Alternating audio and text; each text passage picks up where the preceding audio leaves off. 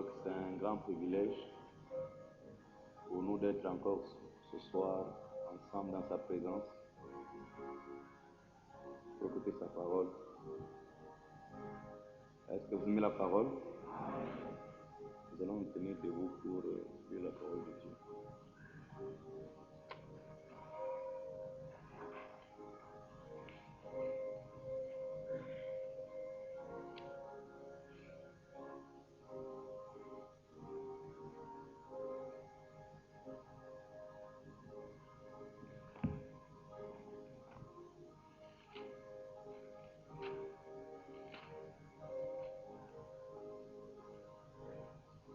Nous sommes toujours dans Apocalypse 21. Prions le Seigneur.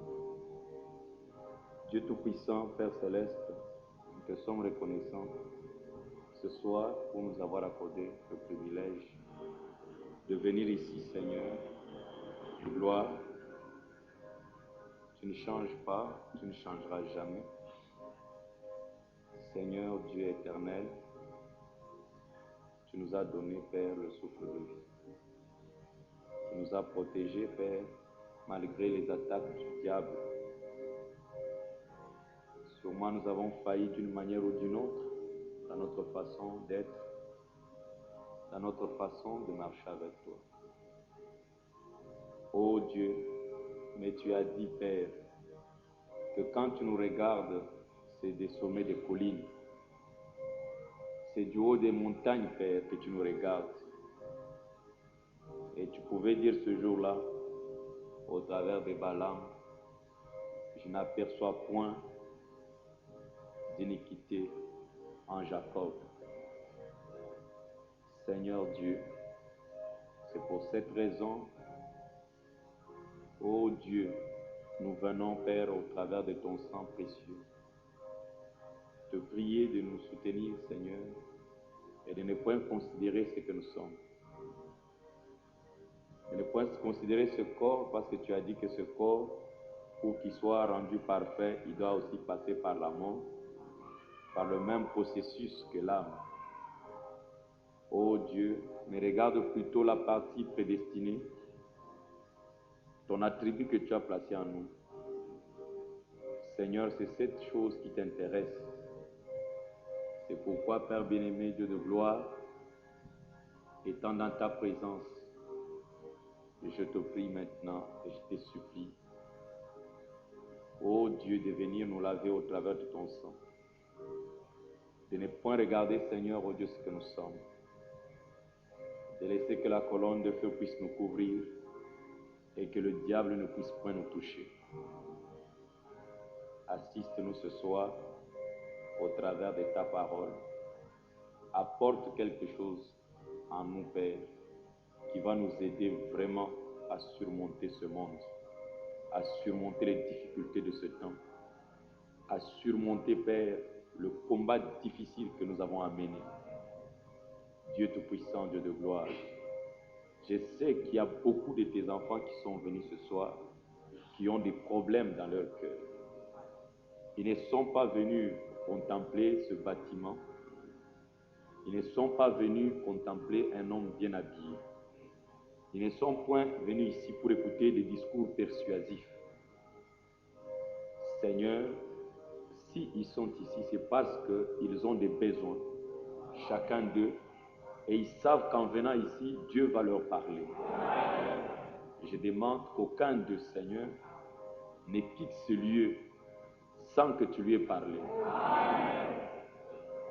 Seigneur, puisses-tu leur montrer comment marcher afin d'avoir réponse à tous leurs problèmes.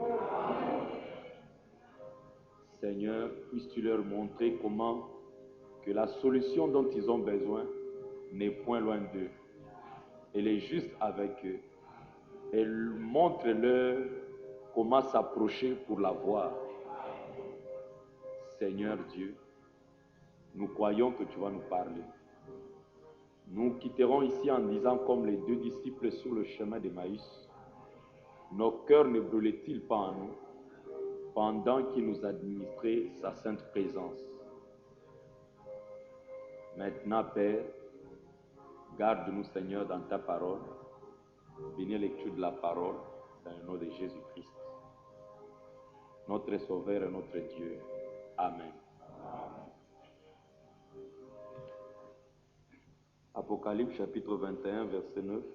Puis un de sept anges qui tenait les 7 coupes remplies des 7 derniers fléaux vint et il m'adressa la parole en disant: Viens, je te montrerai l'épouse, la femme de l'agneau. Il me transporta en esprit sur une grande et haute montagne, et il me montra la ville sainte Jérusalem qui descendait du ciel d'auprès de Dieu, ayant la gloire de Dieu. Que Dieu bénisse et que sa parole. Vous pouvez vous asseoir.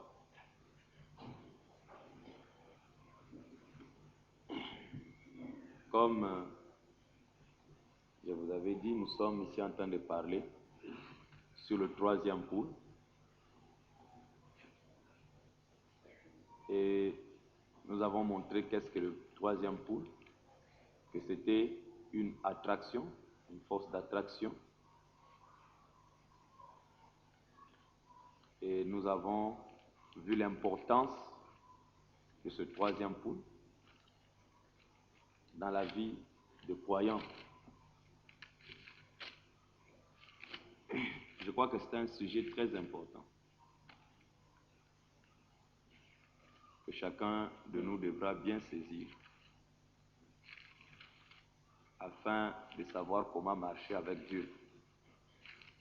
Je crois que vous me prêtez toute votre attention. Amen.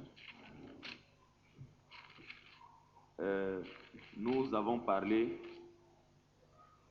de l'atmosphère pour entrer dans le troisième pôle et nous avons vu que pour chaque chose, Dieu demande d'abord que vous puissiez entrer dans l'esprit de cette chose avant que vous puissiez remarquer quoi que ce soit.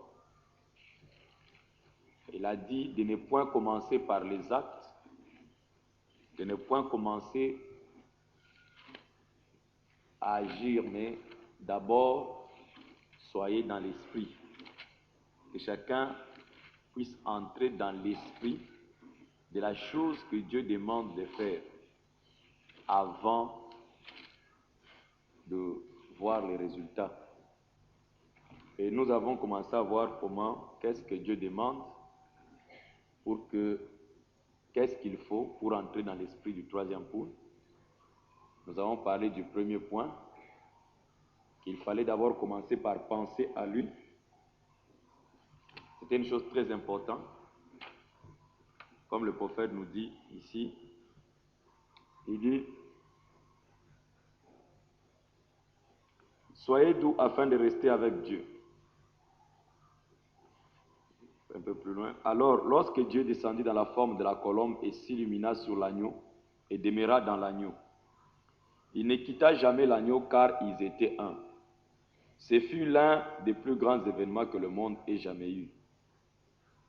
Considérons simplement cela pendant juste un moment. C'est en dehors de mon texte, mais comme les cieux et la terre s'embrassèrent l'un l'autre, comme Dieu et l'homme se réconcilièrent ensemble, comme même les créatures qui volent dans les cieux et les bêtes qui errent dans les champs devinrent un lorsque l'homme et Dieu furent réconciliés par l'homme, le Seigneur Jésus-Christ.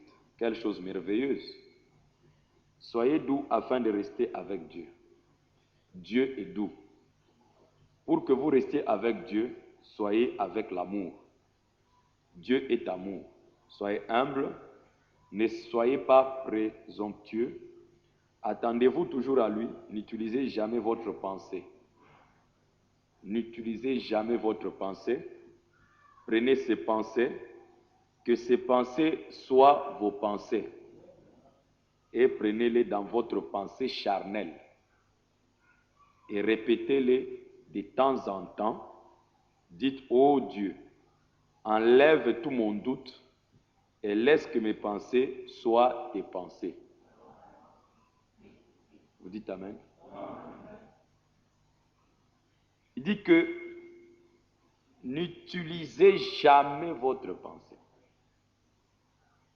prenez ces pensées, que ces pensées soient vos pensées, et prenez-les dans votre pensée charnelle, et répétez-les de temps en temps.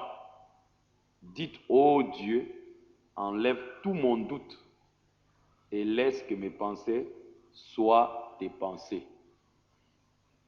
Et vous qui êtes malades, faites cela pendant que nous sommes en train de parler. Enlevez simplement la pensée de maladie.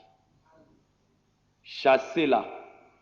Prenez les pensées de guérison de Dieu, qu'elles deviennent vos pensées.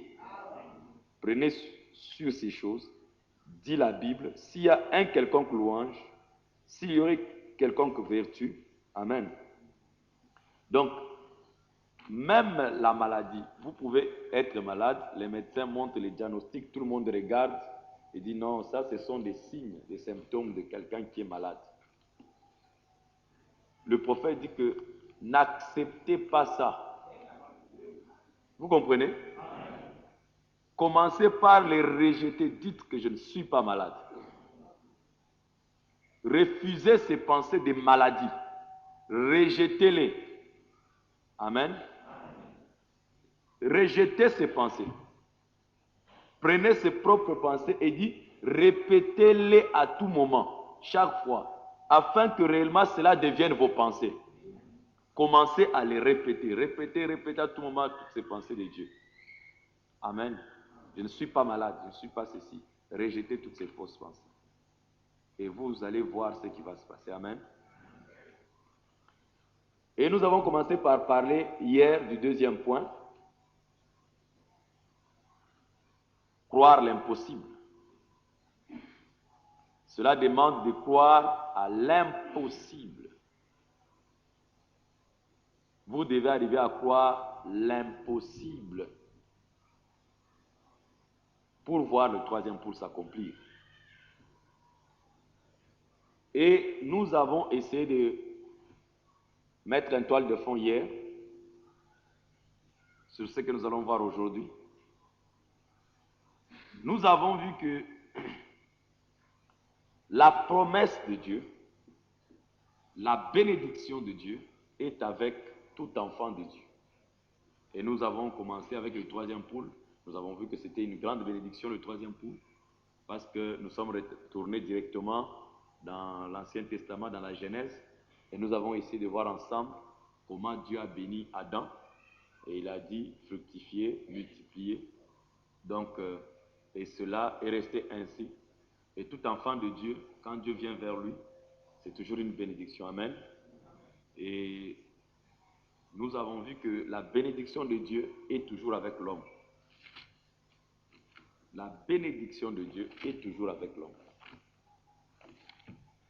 Quand Dieu vous donne une chose, il vous l'a déjà donnée.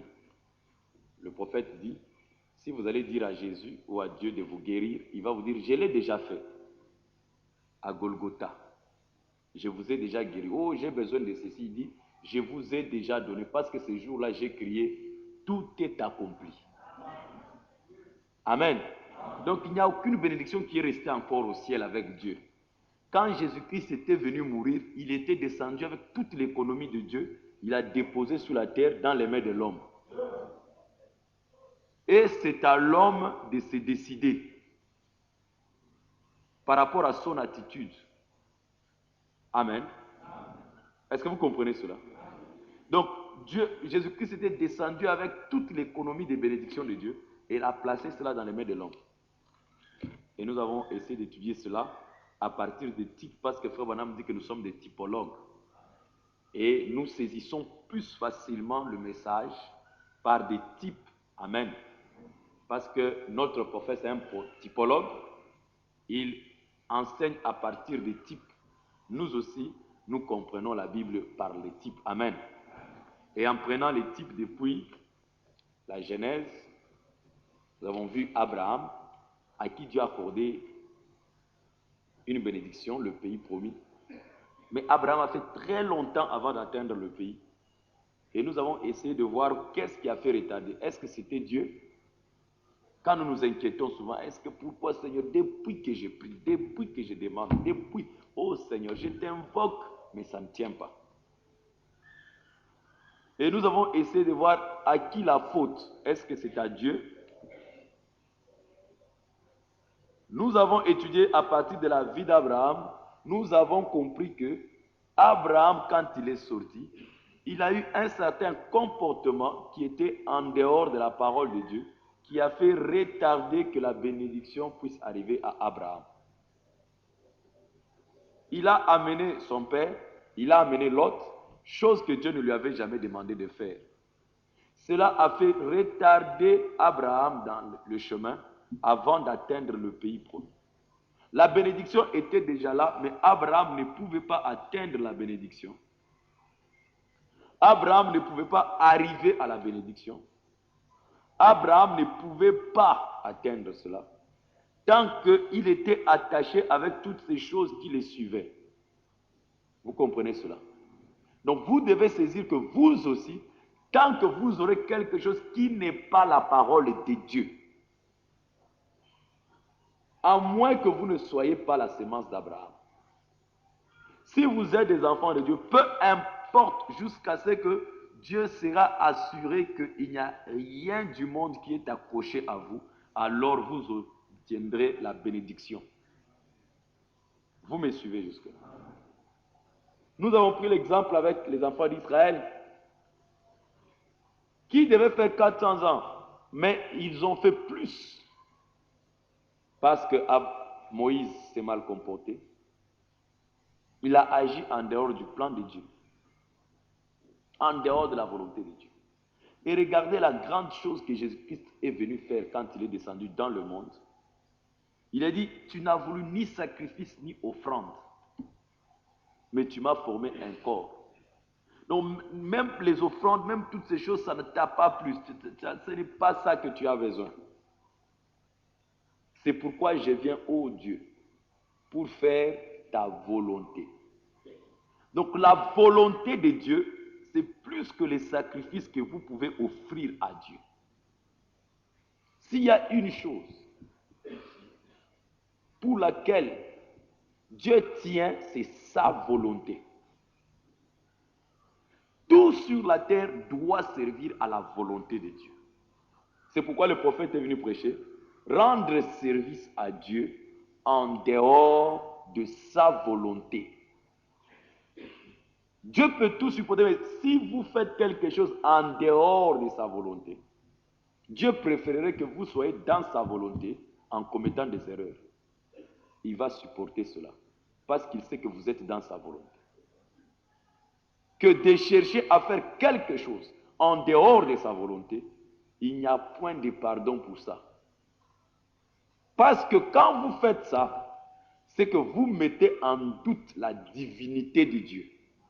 Vous voulez dire qu'il n'est pas Dieu, que vous pouvez le corriger, que vous pouvez parfaire Dieu, parce que dans ce qu'il fait, il y a des erreurs. Et il a pris le type de David, qui est parti prendre l'arche. Il a mis ça sur les chars neufs et tout. C'était de bonnes intentions. Ça a toujours été la pensée de Dieu que l'arche de Dieu soit parmi ses enfants. Dieu ne voulait pas que l'arche de Dieu soit chez les Philistins. Dieu ne voulait pas que l'arche de Dieu soit là, en dehors de son peuple. Dieu voulait que l'arche puisse être parmi le peuple. Ça, c'était la pensée de Dieu. C'était ce que Dieu voulait. Mais la manière dont David s'y est pris, vous me comprenez, n'était pas cela. Dieu a frappé. Dieu a frappé.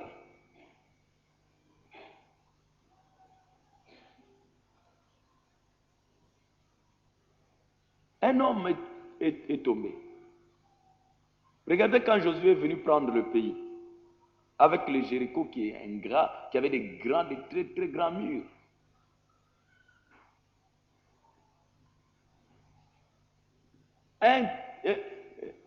Une très grande ville fortifiée, avec des murs tels que les chars se promenaient là au-dessus. Dieu arrivait là-bas, au lieu qu'ils utilisent les armes, Dieu dit non, Vous contournez seulement. Chaque jour, vous contournez, vous soyez une trompette. Chaque jour, vous contournez, vous soyez une trompette. Chaque jour, vous tournez. Et les gens pouvaient dire, mais ça, c'est de n'importe quoi. Et Jéricho était en train de voir Israël en train de tourner, dire, il blague, qui continue à tourner, nous sommes. Et Jéricho était bien fortifié. Ils étaient tous retirés, ils attendaient qu'Israël atteigne. Et ils se moquaient de eux, il ne faut que contourner, il ne faut que contourner. Les gens me disent, mais ça c'est quoi? Dieu lui a dit contourner.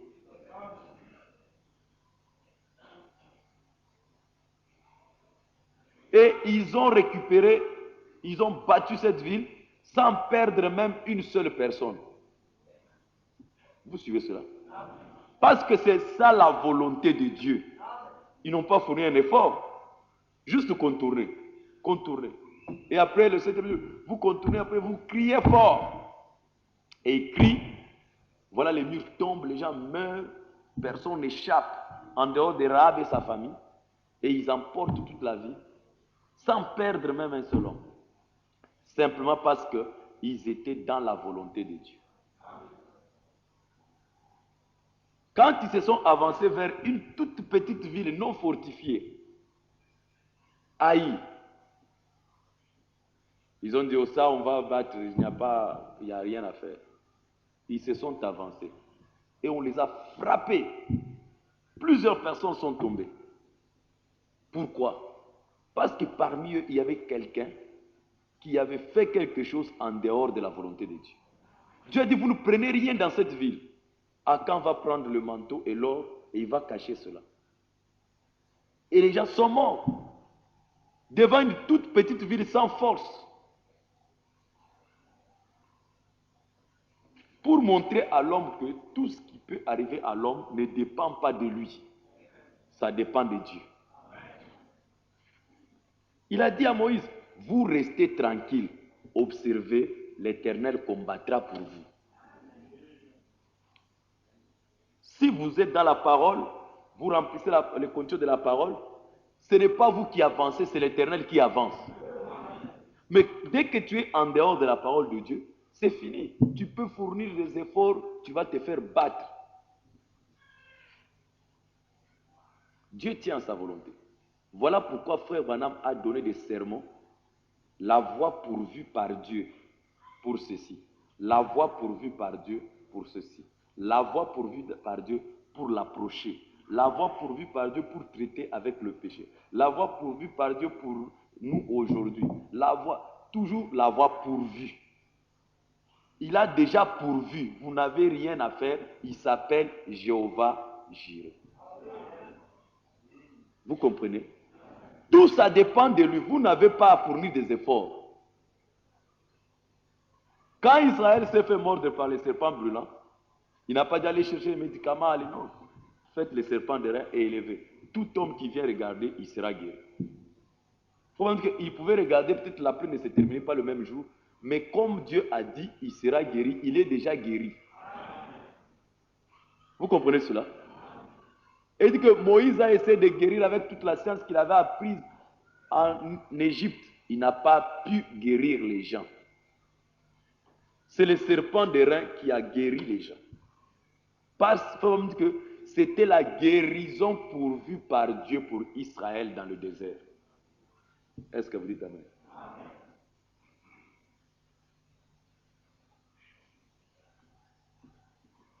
Il y a toujours une voie pourvue par Dieu pour chaque chose. Pour chaque chose qui existe, il y a toujours une voie pourvue par Dieu pour accomplir cette chose-là. Dieu ne vous demande pas d'accomplir une chose. Il vous demande d'abord de vous arrêter, de vérifier la manière pourvue par Dieu de la faire. Quand vous connaissez la manière qu'il a demandé de la faire, alors faites-la. De peur que vous puissiez faire cette chose en dehors de ce que Dieu a pourvu et qu'il vous frappe. Vous comprenez cela? Êtes-vous avec moi? Vous devez connaître comment Dieu a demandé de faire ceci. S'il y a tel péché, comment on arrange ça? Ceci, comment on s'y prend? ainsi de suite. Et c'est la seule manière que vous pouvez être en bénédiction. Je crois que vous êtes avec moi. Et nous avons vu comment Israël a fait 40 ans de plus dans le désert à cause simplement de leur incrédulité vis-à-vis de la parole de Dieu. Et nous avons vu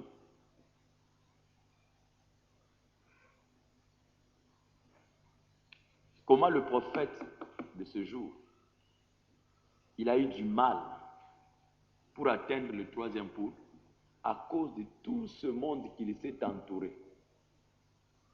Il a essayé de s'entourer des gens et des gens et des gens et qui n'ont fait que le retarder dans la marche. Jusqu'à ce que Dieu l'a débarrassé de tous ces gens. Et il est arrivé lui-même à reconnaître et à venir prêcher l'étape présente de mon ministère. Tout le monde m'a abandonné. On m'a fermé les portes partout. J'étais resté seulement avec 2 églises. Maintenant, même l'autre est devenu une dénomination. Même des masses m'ont abandonné. Et alors, il a eu l'expérience, il a saisi, il a commencé à vérifier aussi dans les Écritures, il a regardé dans la Bible. Il est venu nous dire, les grands hommes, les hommes de vision, les hommes de révélation ont toujours marché seuls. Vous comprenez cela? Ont toujours marché seuls. Il a eu cela à partir de l'expérience. Et vous avez vu qu'il y a des bénédictions avec Dieu. Mais, si ça retarde, vérifiez-vous. N'avez-vous pas quelque chose qui empêche Dieu? N'accusez jamais Dieu. Moi, j'ai des sœurs ou des frères que j'ai conçus. Ils ont un problème. Ils disent non, est-ce que vous avez vérifié, vous avez mis ceci en ordre? Oui, oui, tout ça.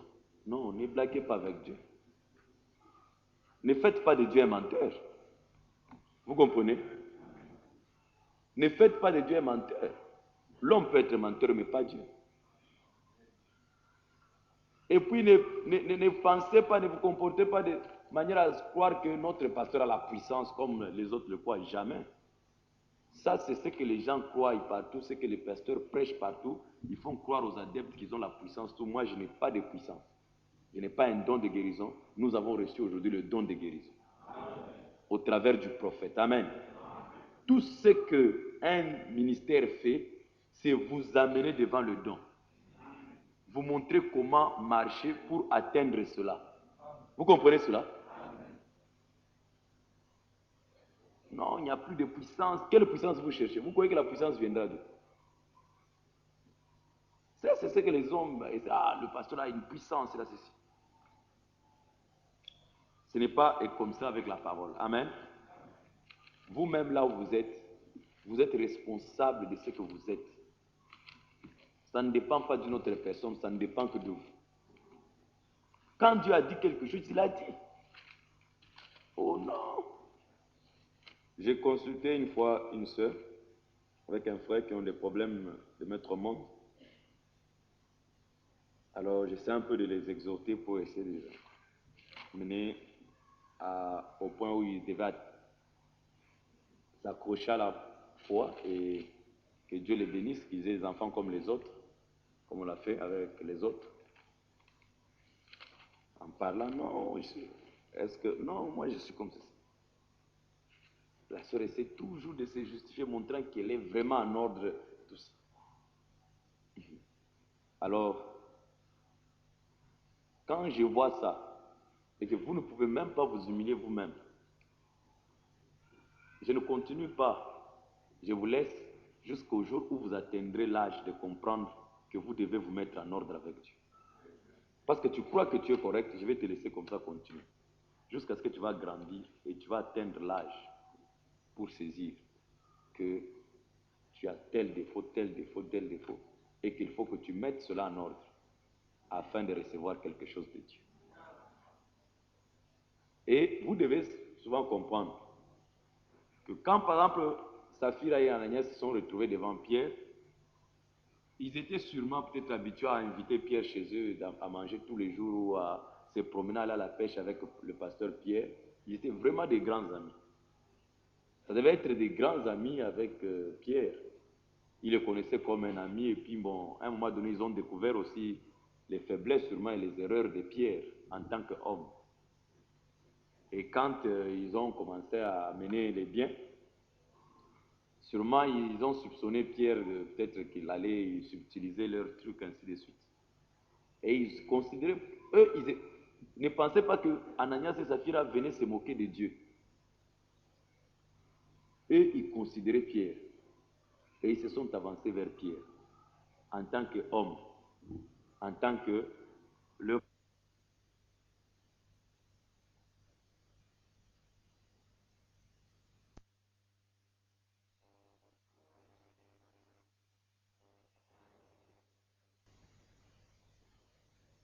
chose qui a scandalisé les gens, la chose qui a fait tomber les gens depuis là-bas l'Ancien Testament, ça a toujours été le voile.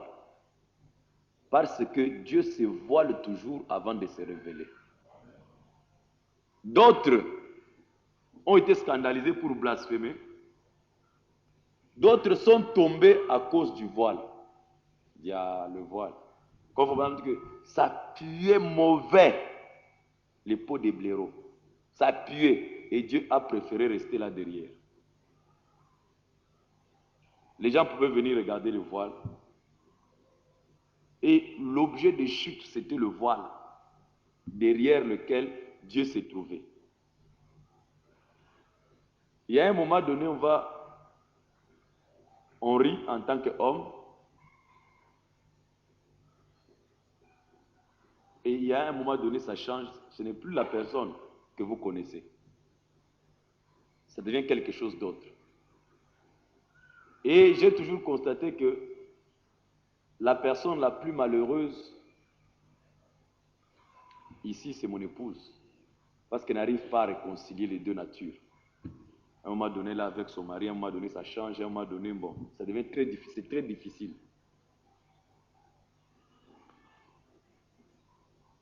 Tu peux commencer à dire une chose. Moi, je suis un homme, tu me dis une chose. Quand tu dis là, le Saint-Esprit t'a dit que tu mens. Vous comprenez? Il est en train de lire ta pensée. Ce que tu es en train de ta penser, réellement, ce qui est en toi là, c'est ce qui ressort. Toi, tu crois que en disant, en formulant une phrase comme ça, c'est ce que le Saint-Esprit lui reçoit. Non.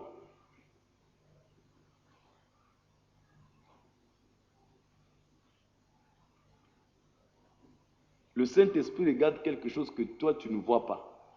Tu peux formuler une phrase, je vais ici. Le Saint-Esprit, lui, l'a compris que tu as dit, je ne veux pas.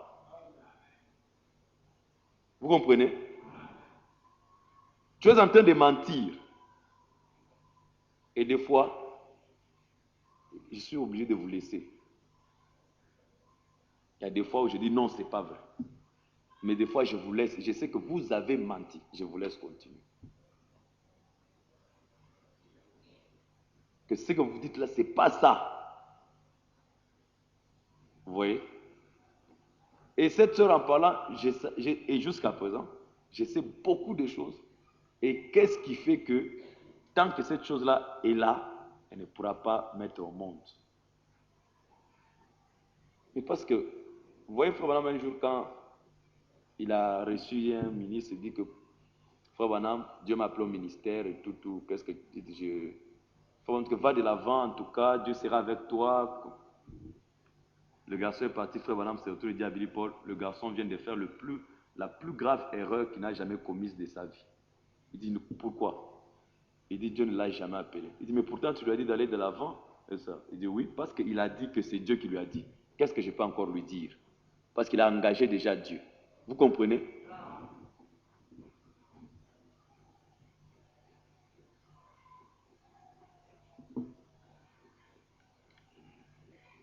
Donc je disais que Dieu sait pourquoi.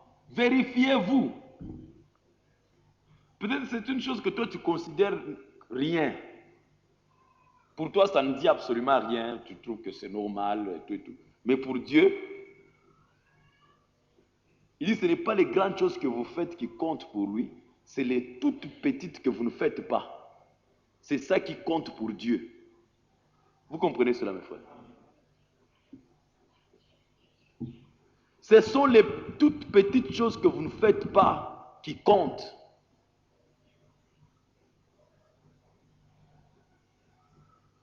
Et c'est ce que nous avons essayé de voir, que si les bénédictions ne nous atteignent pas vite, c'est nous qui les retardons. Notre comportement, notre façon de vivre, notre façon d'être. Si vous pouvez simplement revenir à la parole et vous abandonner totalement à Dieu, alors vous verrez. Est-ce que vous me suivez?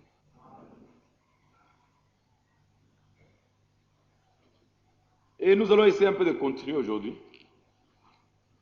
sur base de ce que nous avons vu hier. Nous savons que toutes les bénédictions de Dieu sont là. Et si elles ne nous atteignent pas, c'est à cause de notre comportement, de notre attitude. Rappelez-vous, c'est l'attitude des gens qui donne les résultats. Est-ce que c'est ce qu'il a dit? Le croyez-vous? Et le prophète dit que cela demande de croire l'impossible. Comme le prophète a prêché dans beaucoup de sermons, il a dit, il a parlé sur le paradoxe. Il dit la définition du mot paradoxe d'après Webster, ça veut dire incroyable, mais vrai. Quelque chose qui est incroyable, quelque chose qui est contraire à l'opinion habituelle des gens. Et Dieu demande que vous croyez ce qui est impossible. Pour entrer dans le troisième pôle, donc il y a un autre point, que si vous ne l'accomplissez pas, vous n'expérimenterez jamais le troisième pôle. C'est croire l'impossible.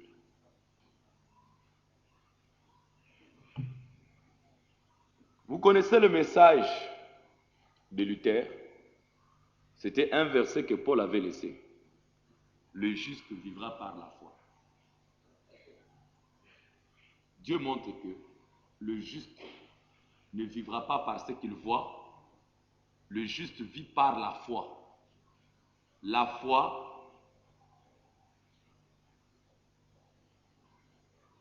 c'est une substance des choses que l'on espère, que l'on ne voit pas.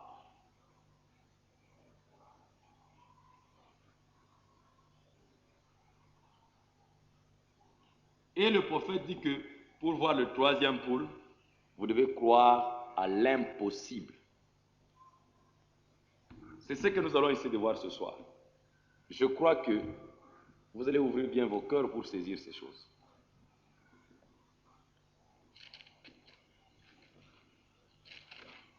Le problème avec nous, c'est que nous voulons toujours croire à ce qui est possible. C'est ça la difficulté. Je vous ai lu dans Apocalypse 21 que Jean, pour qu'on lui montre l'épouse, l'ange lui a dit, viens, je te montrerai l'épouse, la femme de l'agneau. L'épouse, la femme de l'agneau. Et il m'amena sur une grande et haute montagne. Et quand Jean s'est tenu sur cette grande et haute montagne, alors je vis descendre du ciel la nouvelle Jérusalem, la ville sainte. Donc, déjà, il n'était plus sur la terre quand il voyait cette église venir. Donc, ça n'a rien à voir avec les choses de la terre. La difficulté avec vous, vous ne voulez pas vous détacher de la terre. L'épouse n'est pas sur la terre, l'épouse descend du ciel. Jean s'est tenu sur une très haute montagne. pour la voir descendre.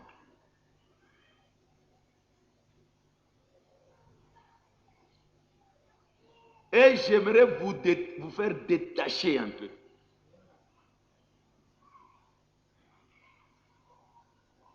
Êtes-vous prêts?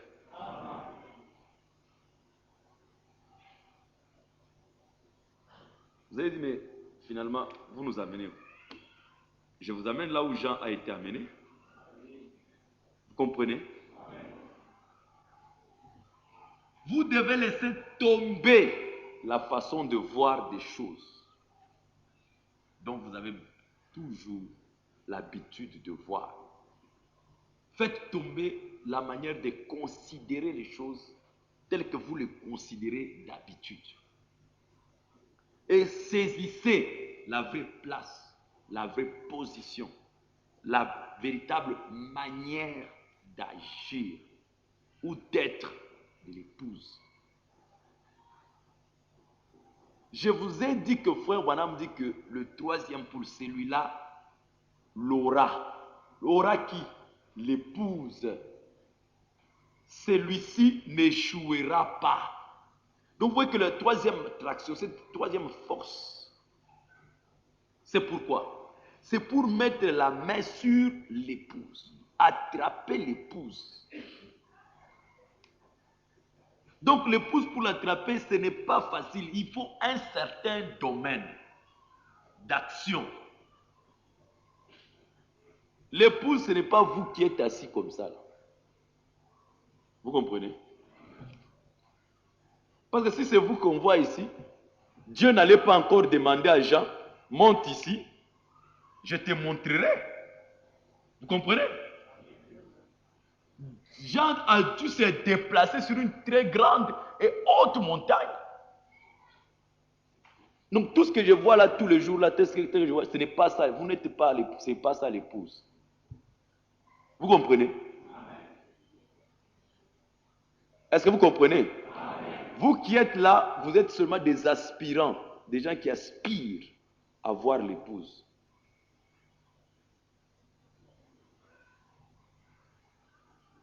Ce que vous êtes là, ce n'est pas ça l'épouse. Vous aspirez à voir l'épouse. Comme Jean. La seule chose qui fera de vous épouse, c'est quand vous verrez l'épouse comme Jean l'a vue, et vous ferez tout pour que cette épouse devienne un avec vous. Vous montez là où il y a l'épouse, et l'épouse descend, et vous devenez un avec l'épouse. Vous me suivez?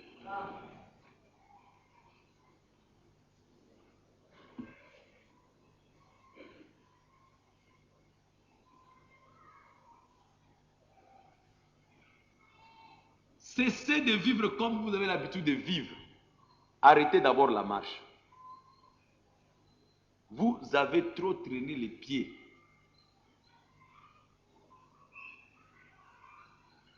Dans les choses du monde. Dans la manière de vivre des hommes. Que vous nous faites que vous embrouillez avec le monde tous les jours.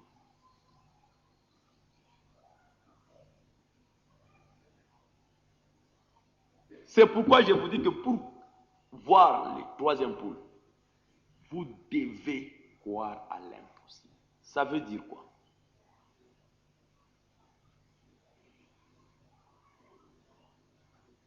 Voilà la raison des échecs que vous connaissez dans la vie. C'est par manque de cette révélation.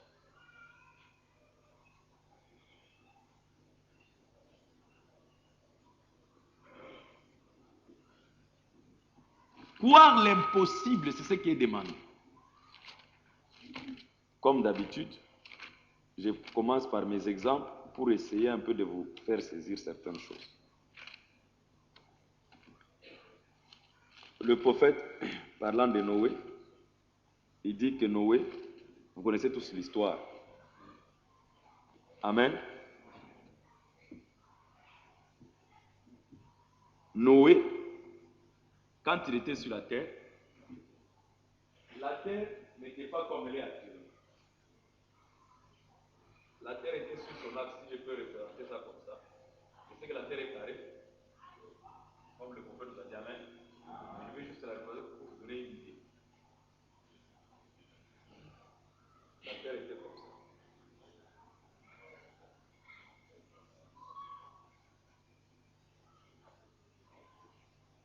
Ça, c'est l'axe de la terre. Et la terre tourne.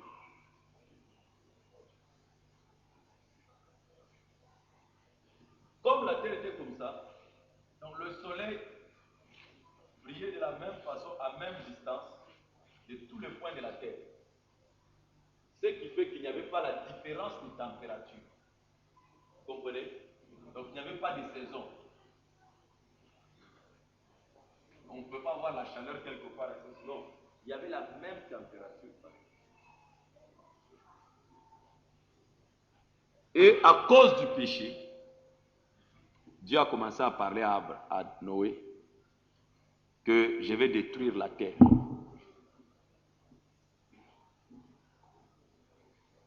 Les hommes de la science, en regardant dans leurs observatoires, vu que la terre était comme ça, pour eux, ils ont dit non, ça c'est un farceur. Il croit quoi? Jamais, avec le principe là, l'eau peut se trouver quelque part dans le ciel.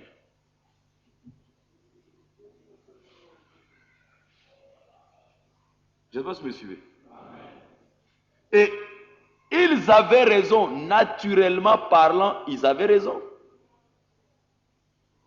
Parce que la pluie qui tombe, c'est quoi? C'est l'eau qui s'accumule au ciel. Quand ça se refroidit, alors ça tombe sur la terre. Quand vous mettez votre casserole sur le feu, vous commencez à chauffer, vous voyez la vapeur monter. Est-ce que c'est vrai? Quand vous ouvrez, la vapeur qui s'est collée dans le couvercle, ça commence à tomber comme des gouttelettes. C'est ça le principe de la pluie. Et avec la démonstration de la science, rien ne pouvait montrer qu'une pluie pouvait tomber. C'était impossible. Et Noé a tenu cette position pendant 120 ans. On a fait venir les savants du monde entier pour convaincre Noé qu'il était fou. Noé a dit, la pluie va tomber. Vous me suivez? C'était impossible qu'il y ait de l'eau là au ciel. Impossible. Incroyable.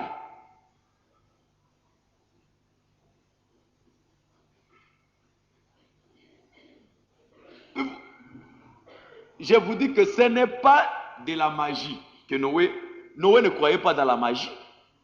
Vous me suivez? Noé ne croyait pas dans la magie qu'il va faire, il y aura des gris-gris et puis tout d'un coup, non. Noé croyait dans l'impossible. Quelque chose qui n'existe pas.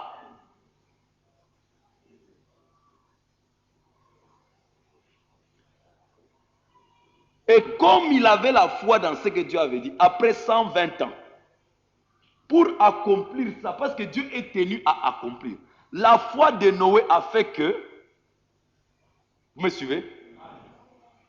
Comme les hommes de la terre savaient que la terre étant comme ça, sur tout point de vue, il y a la même température.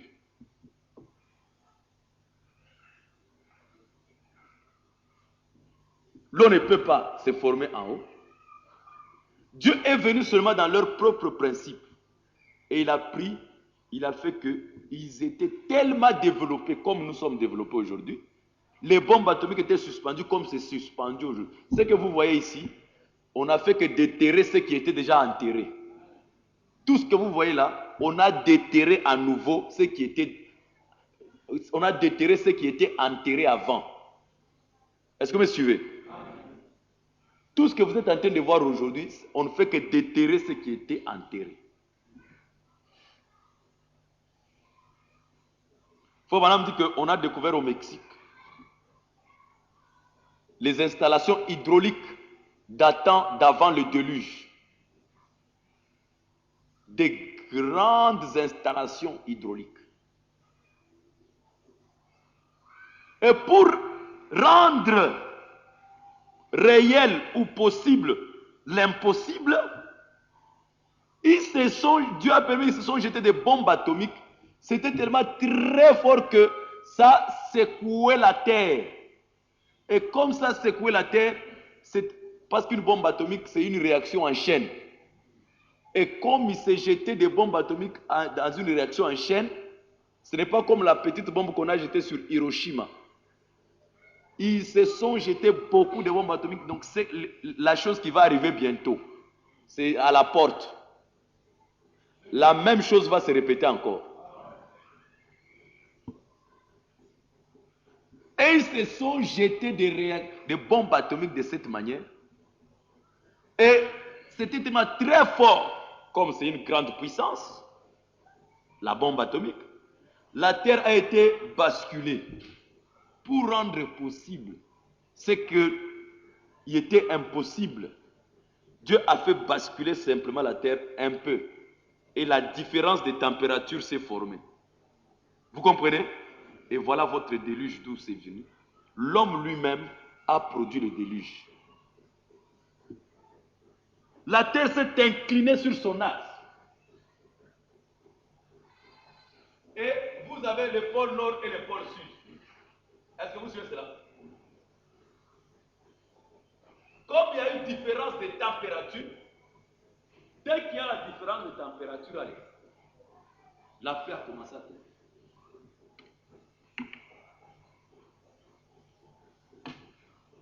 C'était ça le déluge. Quand les gens se sont rendus compte que ce que Noé avait dit était arrivé, c'était déjà trop tard. Je ne sais pas si vous me suivez. Est-ce que vous me suivez? Qu'est-ce qui s'est passé? Noé et les hommes du monde étaient dans deux mondes différents. Les savants sont des hommes naturels et ils voyaient seulement ce qui était là. Ils constatent ce qui existe, ce qui frappe leurs yeux, ce qui s'explique facilement par les lois et les calculs et les explications de la nature. Et ils se limitent là. Mais Noé lui savait qu'avant que le naturel ici apparaisse, il y avait d'abord quelque chose qu'on ne voyait pas. Et que ce que vous voyez là vient de ce qui ne se fait pas voir. Je ne sais pas si vous me suivez. C'est ça que Noé lui voyait. Les savants regardaient à ce que leurs yeux pouvaient voir.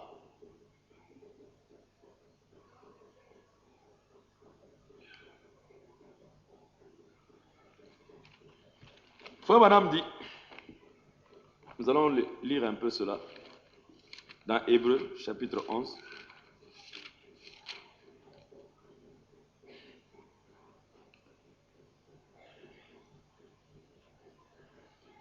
Or, la foi est une ferme assurance des choses qu'on espère,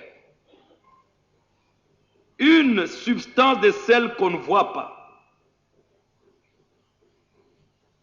Pour l'avoir possédée, les anciens ont obtenu un témoignage favorable. C'est par la foi que nous reconnaissons que l'univers a été formé par la parole de Dieu, en sorte que ce qu'on voit n'a pas été fait des choses visibles. Ce qu'on voit n'a pas été fait des choses visibles. La foi, c'est une ferme assurance des choses qu'on espère, une substance de celles qu'on ne voit pas. Le juste vivra par la foi, c'est-à-dire que par la substance des choses qu'on ne voit pas.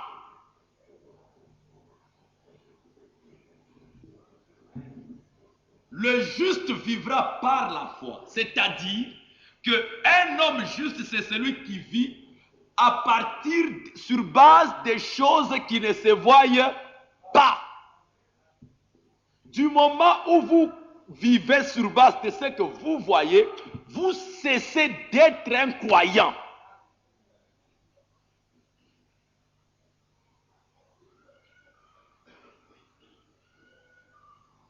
Un chrétien, quand il marche, il ne doit rien voir. La vie du croyant, c'est dans un domaine des choses qu'on ne voit pas.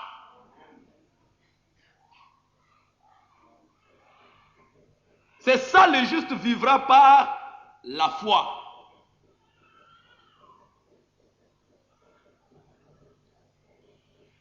C'est par la foi que nous reconnaissons que l'univers a été créé, de sorte que les choses qu'on voit n'ont pas été faites des choses visibles. C'est ça le problème.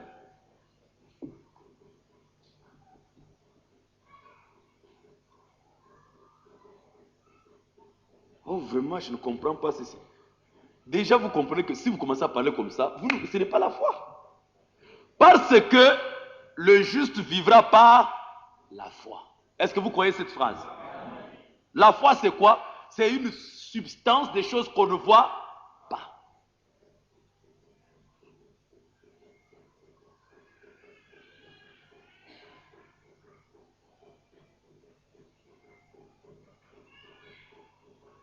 Et vous allez voir que dans ce chapitre, on énumère Enoch, Abel, ceci, cela.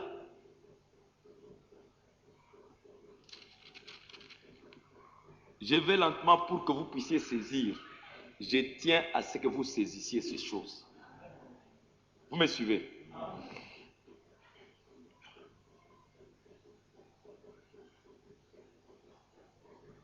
Le juste vivra par la foi.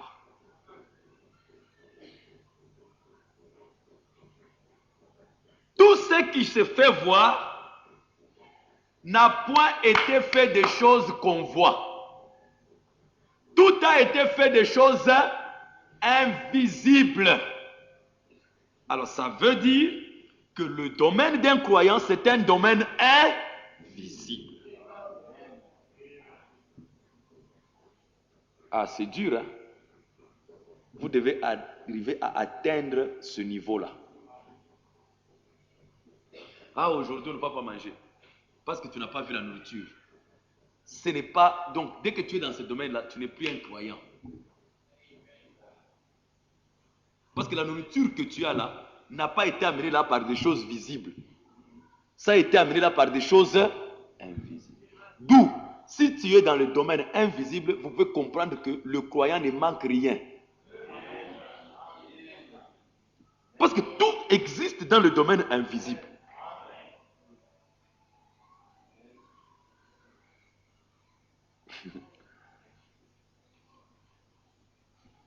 Vous comprenez que la foi, ce n'est pas tellement ce que les gens appellent la foi.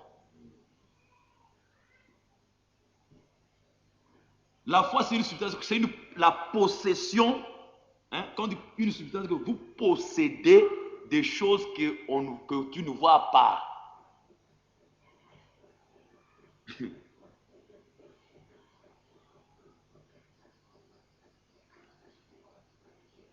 Prenons l'exemple d'Abraham.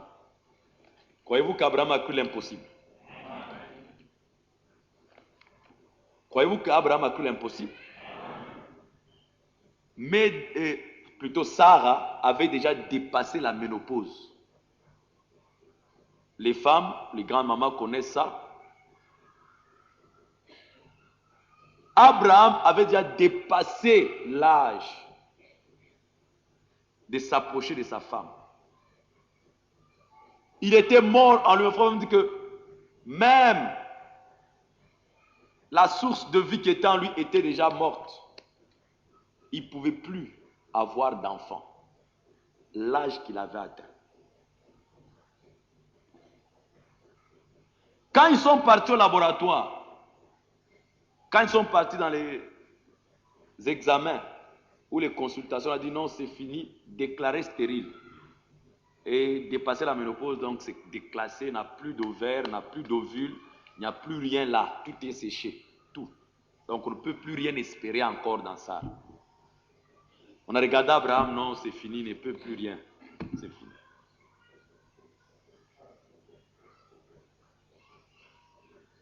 C'est ce qu'on a regardé dans les appareils.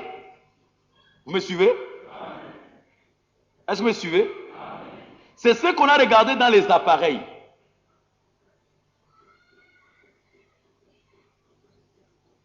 Mais Abraham a compris une chose, que avant que ce que les médecins voient existe, cela n'est pas venu des choses que les médecins voient. Cela a d'abord existé dans un domaine invisible. Et si Dieu m'a dit que j'aurai un enfant, j'ai un enfant dans le monde là. C'est pourquoi le prophète a dit quelque part que, sœur, même si vous n'avez pas d'enfant ici, vous rencontrerez vos enfants de l'autre côté. Est-ce que vous dites Amen? Ah, le prophète a dit. Même si tu n'as pas un enfant ici, tu auras un enfant là-bas.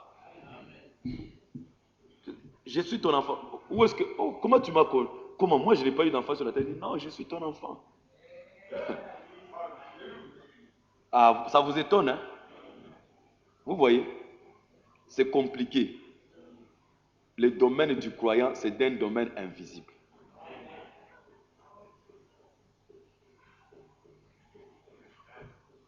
Je vais vous lire quelque chose. Avant de continuer.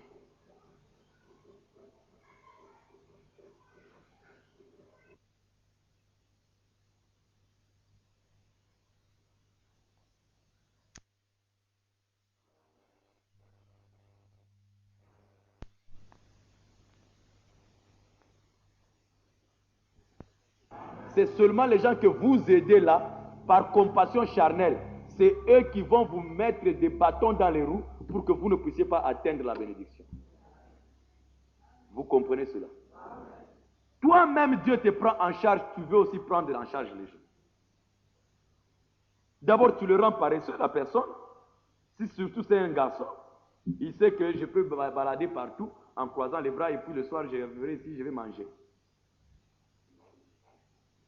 Paul même a dit, celui qui ne veut pas travailler, qui ne mange pas non plus. Vous gardez des grandes personnes qui sont... Non, c'est pas ça.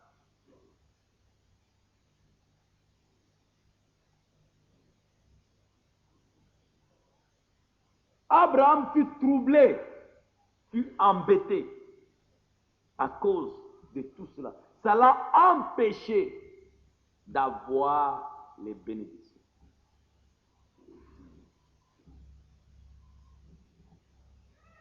Amen. Est-ce que vous me suivez? Comprenez-vous ce que j'ai dit? Vous savez que Dieu a envoyé, a dit à Abraham que ta postérité séjournera dans un pays étranger. Et qu'après 400 ans, elle en sortira. Est-ce que c'est vrai? Quand les 400 ans sont arrivés, est-ce que Israël est sorti de l'Égypte? La bénédiction était là. La bénédiction était là. La sortie était là. Mais la sortie a été retardée. Pourquoi? Ils se sont mal comportés vis-à-vis de ce que Dieu avait dit. Ils ont rejeté Moïse. Moïse lui-même a mal agi. Il a essayé de faire quelque chose de lui-même. Cela fit retarder la sortie d'Israël.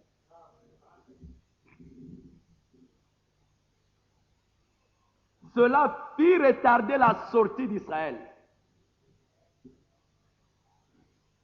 Et chaque fois que vous vous y prenez mal, chaque fois que vous vous comportez mal, cela retarde la sortie.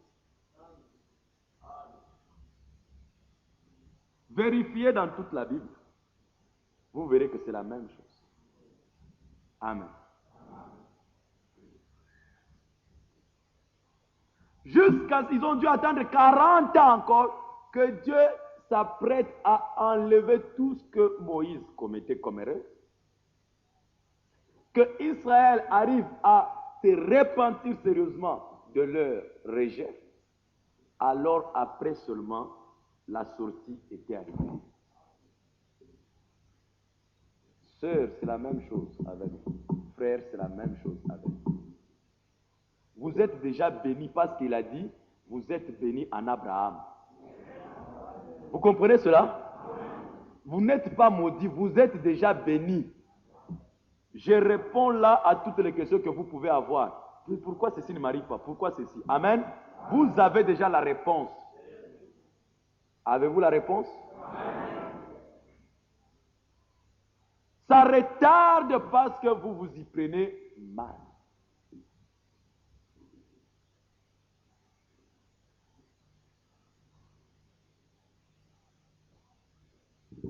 Arriver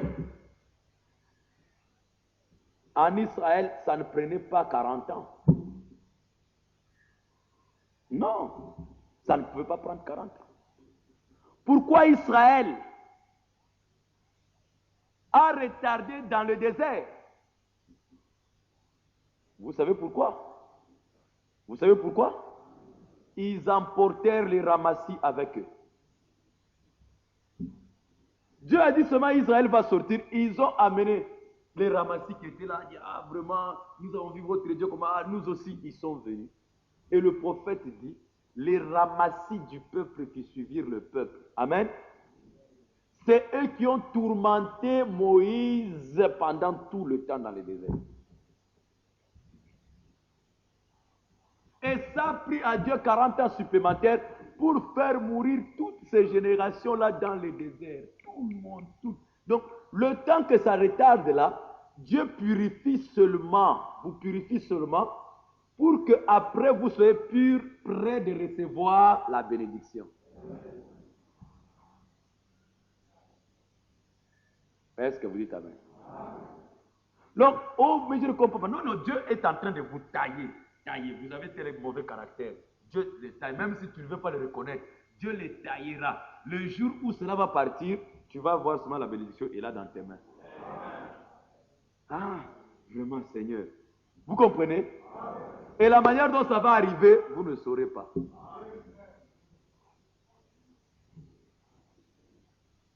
Il y a une raison pour laquelle Dieu n'a pas permis que nous puissions avoir ce bâtiment que nous avons construit en bas. Et il y a une raison pour laquelle Dieu nous a fait sillonner tout ce temps-là pour que nous arrivions aujourd'hui. Il y a une raison à ce retard-là. Dieu ne fait rien pour rien. Vous comprenez? Ceci ne pouvait pas arriver avant le temps.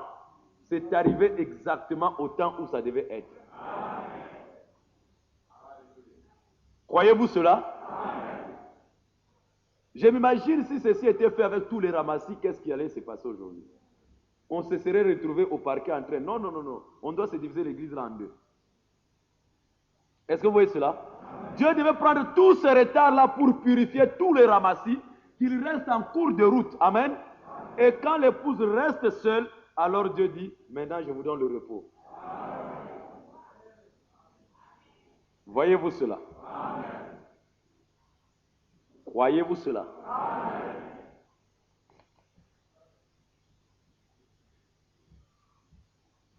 Ils ont dû traîner.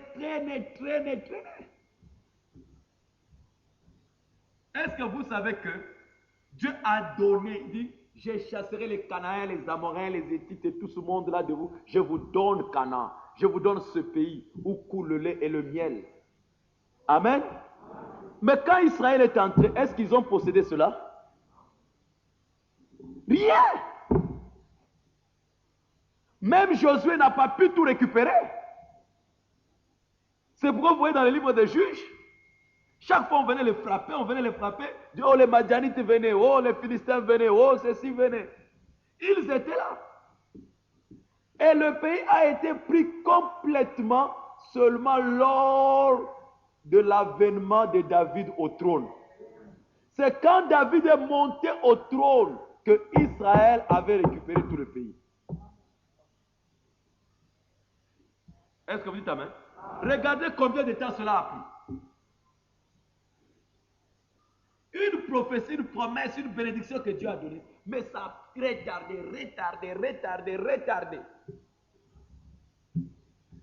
Jusqu'à ce que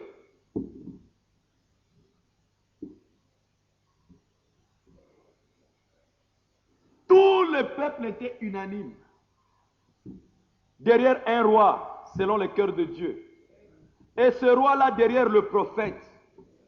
Et le prophète derrière Dieu. Alors le pays était complètement pris. Voyez-vous cela? Est-ce que vous dites amen? Mes frères, Dieu ne fait rien pour rien. Je veux que vous puissiez être bien préparés pour recevoir ces choses.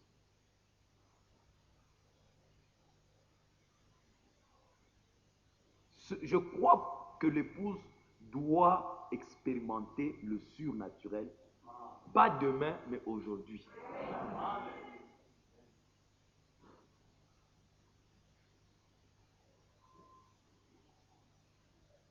Tout ce que vous amenez avec vous, tous ces jours étrangers des païens, toutes ces choses que vous avez, tu dois aux gens, tu les trompes. Non, je vais faire ceci, je vais faire ceci, tu n'arrives pas. Toutes ces choses que vous amenez vont retarder votre bénédiction jusqu'au jour où tout cela sera réglé, alors vous serez bénis. Commencez par revenir et vous repentir, réparer tout ce que vous pouvez réparer, refusez toutes ces choses, rejetez tous les fardeaux. Soyez sûr que vous êtes complètement libérés.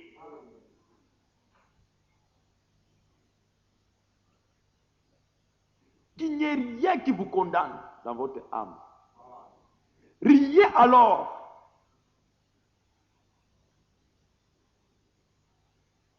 Voyez si vous n'êtes pas béni. Je dirais que ce message-là, c'est un faux message. Êtes-vous avec moi? Êtes-vous avec moi?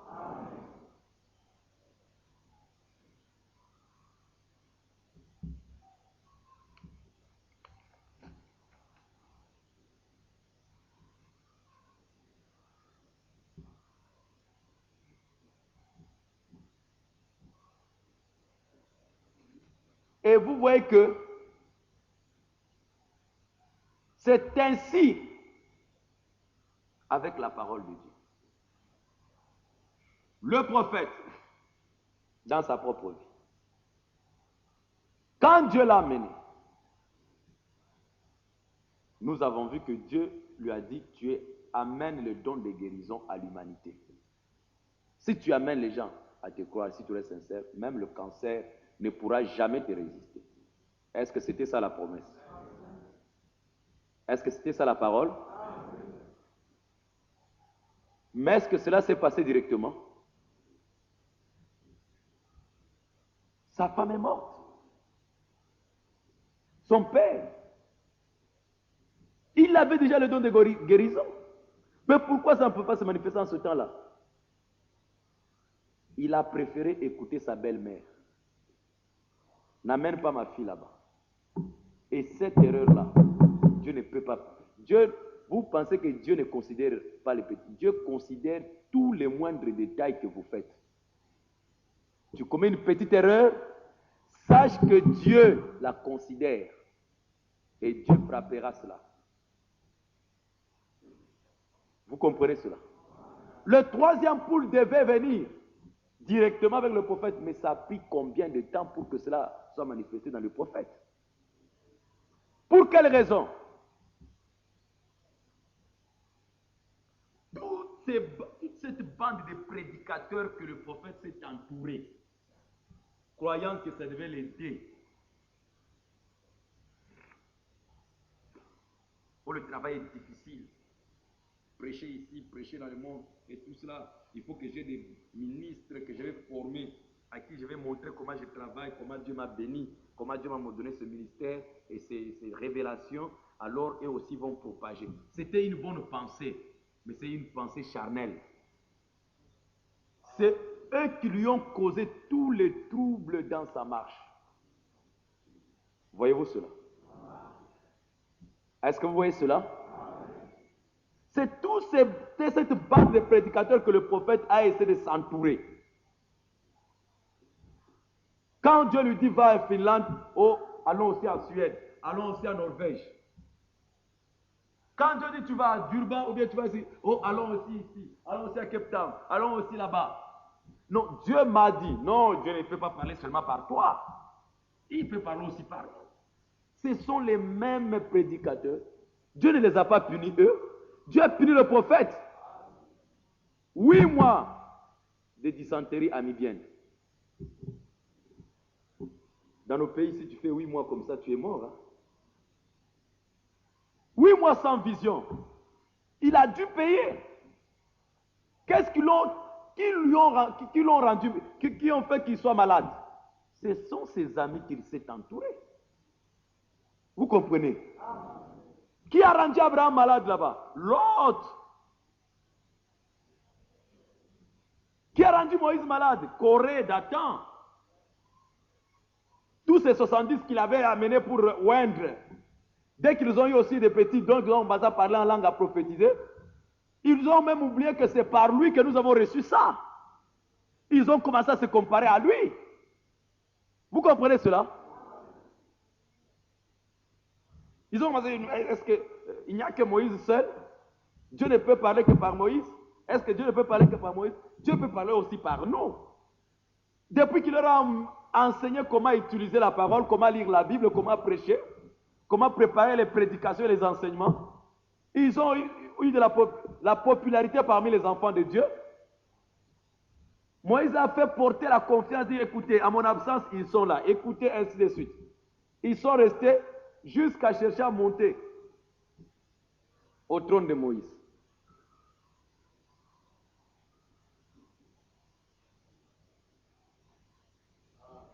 Frère, madame, que l'histoire se répète toujours. Et je crois que ce qui est arrivé là-bas avec le prophète est arrivé aussi ici. Dieu m'a aussi enseigné de ne plus traîner des bandes de gens avec moi. C'est eux qui vous causent les troubles tout le long de votre chemin. Et je l'ai vécu. Si le prophète était resté seul, le troisième pour la bénédiction devait déjà arriver tout de suite. Et si nous étions restés seuls, Dieu aurait déjà fait quelque chose ici. Je crois cela de tout mon cœur. Je le crois de tout mon cœur. Ce sont ces choses, ces gens-là qui ont fait tout pour retarder la bénédiction. Et tous les troubles qui ont été causés, c'est à cause de ça. Quand vous vous y prenez mal, vous croyez que c'est la compassion humaine. Le prophète, il était là, Dieu lui donne la dîme, il prend tout l'argent, il remet là-bas. Il dit, je prenais juste mon salaire, $100 par mois, et par semaine plutôt. Et le reste, je remettais dans les chambres et il commençait à payer les ministres. Ah, il y a tel ministre là-bas. Tel ministre là-bas. Si c'était peut-être aujourd'hui, vous pouvez payer les dots des ministres, ainsi de suite, faire ceci, marier pour eux. Et un jour, Dieu vient le reprendre. Il dit, le Saint-Esprit m'a dit de ne plus faire ça. Il dit, je me suis rendu compte que j'ai donné de l'argent à des gens qui n'étaient même pas des ministres. Vous comprenez cela? Et il dit, depuis ce jour-là, le Saint-Esprit m'a dit de prendre tout l'argent et de mettre dans les champs d'émission. Tout l'argent qui reste, il est versé dans les champs d'émission. Quand il voyage, il va utiliser ça pour aller apporter la parole de Dieu partout. Vous croyez cela? Croyez-vous cela? À cause de la compassion humaine. Oh non, il faut aider. Oh, il faut ceci. Ce n'est pas pour ça que Dieu a donné l'argent aux prophètes.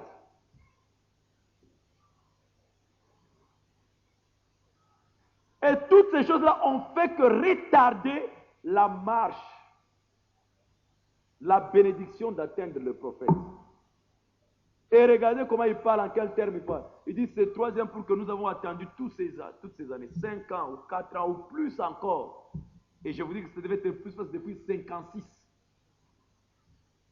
Et ce qui est arrivé là, les écureuils, ce n'était qu'une préparation pour que Dieu le confirmât, l'introduisant dans cette chose. Il fallait attendre jusqu'en 63 à l'ouverture du septième sceau. Quand les sceaux sont brisés, alors il dit que l'épée que tu as, c'est ça le troisième pour. L'ouverture de la parole. Vous croyez cela? Combien de temps cela a pris? Il a commencé à prêcher en 33. 63. 30 ans plus tard. C'est seulement après cela qu'il pouvait ressaisir la révélation. Dieu ne pouvant pas permettre que, pendant que tous ces bandits étaient avec lui autour de lui, qu'il puisse lui amener l'ouverture des sceaux, parce que ça serait une... Donc, si c'était ainsi, frère, nous serions perdus. L'ouverture de la parole. La manière dont ils allaient pervertir ça, comme ils ont perverti le don de guérison, nous serions perdus. Vous comprenez? Dieu n'a pas permis que cela arrive pendant ce temps. Il a attendu prolonger jusqu'à ce que tout le monde l'a abandonné. Et il est arrivé au point de dire l'étape présente de mon ministère. Même Baxter m'a abandonné. Quand il est arrivé au point de rester seul, alors la bénédiction est arrivée. Croyez-vous cela? Et il dit que pendant que j'apporte, maintenant dans le troisième poule, je ne me fatigue plus. On ne l'emportait plus comme avant. Vous comprenez? Le disciple pouvait venir, mais il ne se fatiguait plus. Pourquoi? Maintenant, il faisait tout selon la volonté de Dieu.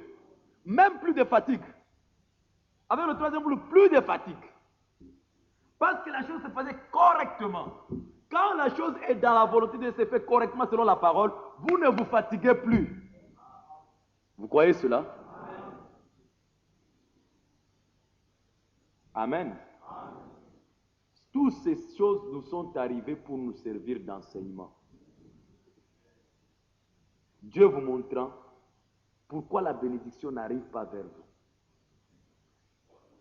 C'est parce que vous la faites retarder en vous comportant en dehors de la parole de Dieu. Est-ce que vous dites Amen? Voulez-vous vous corriger ce soir? Dire à Dieu, oh Seigneur, révèle-moi tout ce que j'ai fait qui fait retarder la bénédiction. Amen. Est-ce que je me comporte correctement? Est-ce que j'agis correctement selon ta volonté? Seigneur, ce soir, aide-moi. Amen. Voulez-vous lui dire cela? Que Dieu vous bénisse.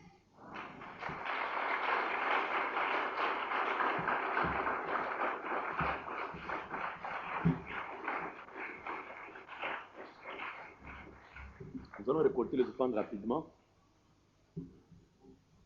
J'aime Jésus. J'aime Jésus. J'aime Jésus. J'aime Jésus. Qu'il soit loué. Mon Dieu, qu'il soit loué.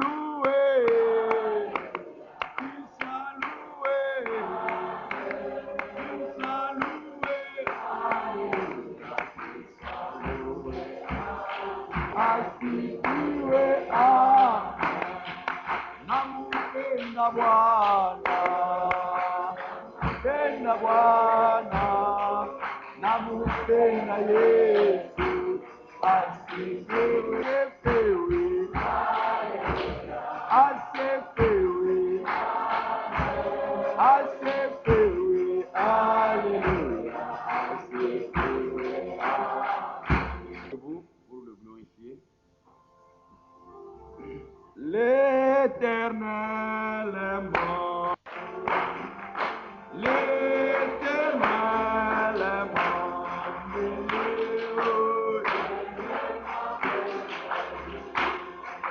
Alléluia, alléluia, oh, oh, alléluia.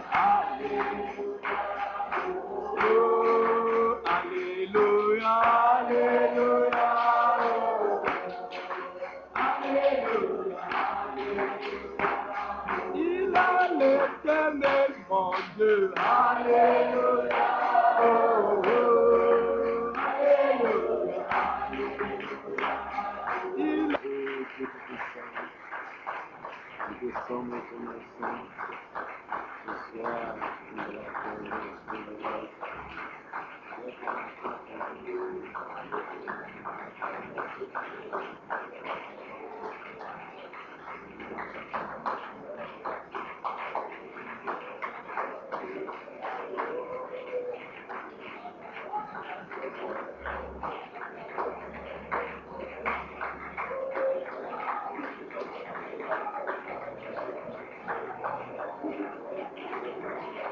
Aujourd'hui, nous avons la victoire. Nous disons Satan, arrière de nous. Aujourd'hui, nous avons la victoire. Oh, victoire, victoire, victoire, victoire, victoire. Aujourd'hui, nous avons la victoire. Nous disons à Satan, arrière de nous. Aujourd'hui, nous avons la victoire. Oh, victoire, victoire, victoire. Victoire, victoire. Aujourd'hui, nous avons la victoire. Nous disons Satan, arrière de nous. Aujourd'hui, nous avons la oh, victoire sur le mal. Oui, c'est vrai. Aujourd'hui, nous avons la victoire. Nous disons Satan, oui, arrière. Aujourd'hui,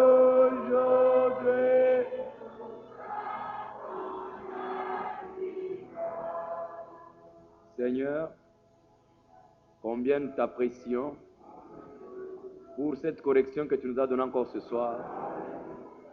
Merci pour l'eau de la parole qui se déverse sur nous, Père, pour nous laver, Seigneur Jésus.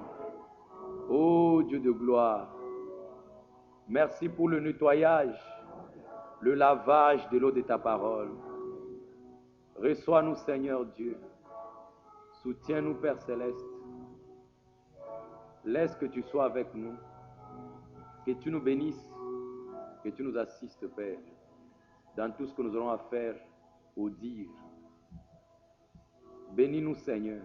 Tu nous as déjà bénis. Mais enlève, débarrasse-nous de tout ce qui nous empêche d'avoir la bénédiction, Seigneur. Oh Seigneur, débarrasse-nous de tout ce qui nous empêche. C'est ça que nous te demandons.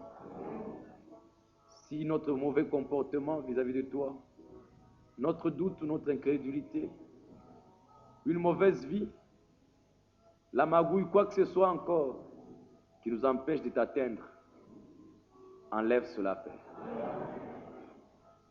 Bénis ton peuple qui t'a parlé ce soir, qui t'a adoré, qui t'a écouté. Cette préparation, laisse qu'elle soit effective, qu'elle puisse réellement produire quelque chose de réel.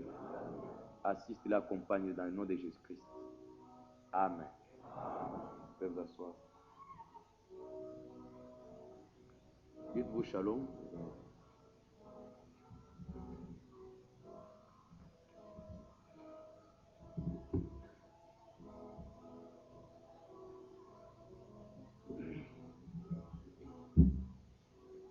Est-ce que vous aimez la parole? Vous l'appréciez? Voulez-vous être encore demain pour écouter? Amen. Demain, nous allons nous retrouver à la table du Seigneur. Allez dans sa paix. Shalom.